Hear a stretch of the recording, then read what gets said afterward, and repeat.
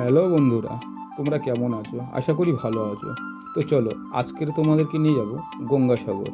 তো হিন্দু ধর্মের সব তীর্থ বারবার হলেও কিন্তু এই গঙ্গাসাগর হয় একবার। তো চলো আজকের সফর শুরু করা যাক। তো আপনারা কিভাবে যাবেন গঙ্গাসাগরে? আমি যেভাবে গিয়েছি তো আপনাদের সেইভাবেই বলছি। আর একটি কথা, ভিডিওটি শেষ পর্যন্ত দেখতে থাকুন। ভেরি একটি ইন্টারেস্টিং ভিডিও বা ইন্টারেস্টিং জায়গা, আশা করি ভালোও লাগবে। তো কিভাবে যাবেন? শিয়ালদা স্টেশন থেকে নামখানা লোকাল ধরে নামখানাতে নামবেন। ট্রেনের টিকিট মাত্র 25 টাকা ভাড়া নেবে। ওখান থেকে টোটো ধরবেন, টোটো ধরে ফেরিঘাট।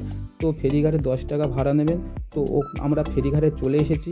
ফেরিঘাটে ওখানে লঞ্চের টিকিট করবেন লোক পিছু 40 টাকা। তো লঞ্চে উঠেই পড়লাম।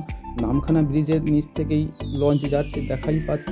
তো সত্যি কথা বলতে জলপথে যাওয়া খুব একটি সুন্দর আলাদা অনুভূতি। তো ভেরি ইন্টারেস্টিং, আপনাদেরও ভালো লাগবে। তো আপনারা দেরি না করে তাড়াতাড়ি বেরিয়ে পড়ুন গঙ্গাসাগরের উদ্দেশ্যে। তো আমি যেহেতু সকালবেলায় গিয়েছি, তো চারিদিকে কুয়াশা, দেখাই তো পারছো। তো তার মধ্যে কতগুলি পাখি আকাশে উড়ছে, এই পাখিগুলো উড়ছে, এর মধ্যে কিন্তু একটা আলাদা ফিলিংস লাগছে আমার। তো ভীষণ ভালো লাগছে, সেটা তোমাদের বলে বোঝাতে পারবো না। আপনারা যদি দেখতে আসতেন তো আপনারাও বুঝতে পারতেন। তো আমি এখন লঞ্চেই যাচ্ছি। তো আমাদের সামনে আরেকটি লঞ্চ এগিয়ে চলেছে। তো আমরা লঞ্চ থেকে নেমে পড়লাম। সময় লেগেছে প্রায় 1 ঘন্টা। ওখান থেকে একটি টোটো ধরলাম। তো 60 টাকা করে ভাড়া নিয়েছিল।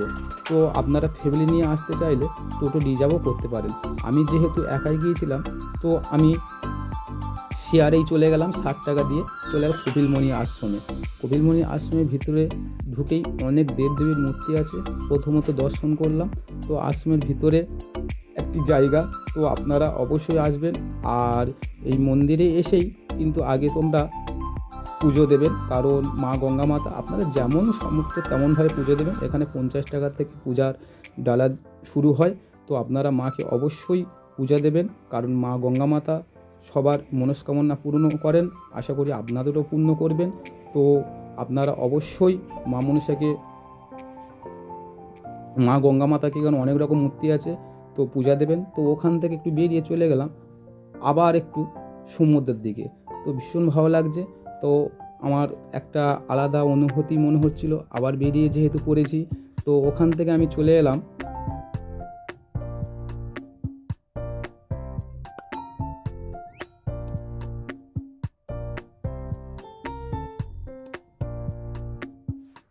নাগ সরোবর। এটাই হলো মা মনসার নাগ সরোবর। এই জলে আপনারা স্নানও করতে পারেন। এটা হচ্ছে মা মনসার, যেটাকে পুকুর বলা হয়, কিন্তু এটাকে সরোবর আমরা বলছি, কারণ এই হলো মা মনসার নাগ সরোবর। কতগুলি মাছ তো দেখাই পারছো, ভীষণ ভালো লাগছে। অনেকক্ষণ ধরেই দেখছিলাম মাছগুলি। তো আপনারা গঙ্গাসাগরে আসলে কিন্তু এই জায়গাটা অবশ্যই দর্শন করবেন। আর এখানে মা মনসার অনেক অনেক রকম মূর্তি আছে, অনেক রকম রূপ আছে, যাক কথায় বলা হয়। মা মনসার যত রূপ ধারণ করেছিলেন তত রকম রূপ এখানে আছে। আপনারা অবশ্যই দর্শন করতে পারবেন, অবশ্যই দর্শন করবেন। দর্শন করলে অবশ্যই আপনাদের ভালো লাগবে। এটা হলো মা যোগমায়া দেবী, এটা হলো মা বিশালক্ষী। তো এরকমই আরও মা বাবা ভোলানাথ, মা সরস্বতী ও গণেশের মূর্তি আছে। আপনারা চাইলে অবশ্যই দর্শন করবেন। মা আপনাদের সবার মনের আশা পূর্ণ করবেন। তো আর একটি কথা, যদি আপনারা ফিরে আসতে চান তাহলে ভোরের ট্রেনটি ধরবেন 5টা 20-তে। আপনারা তাহলে ভালোভাবে সব কিছু দেখতে পাবেন বা দর্শন করতে পারবেন। আর যদি থাকতে চান তো ওখানে থাকতেও পারেন, থাকার ব্যবস্থা আছে। আর ভিডিওটি কেমন হয়েছে আপনারা লাইক কমেন্ট শেয়ার করে যাবেন। আর ভিডিওটি যদি ভালো লেগে থাকে চ্যানেলটিকে সাবস্ক্রাইব করবেন। ভিডিওটা ভালো লাগলে লাইক কমেন্ট শেয়ার, সঙ্গে থাকুন। এতক্ষণ পাশে থাকার জন্য সুন্দর মন জায়গা থেকে দেখার অনেক জন্য। অনেক ধন্যবাদ। আসছি, ভালো থাকবেন, সুস্থ থাকবেন।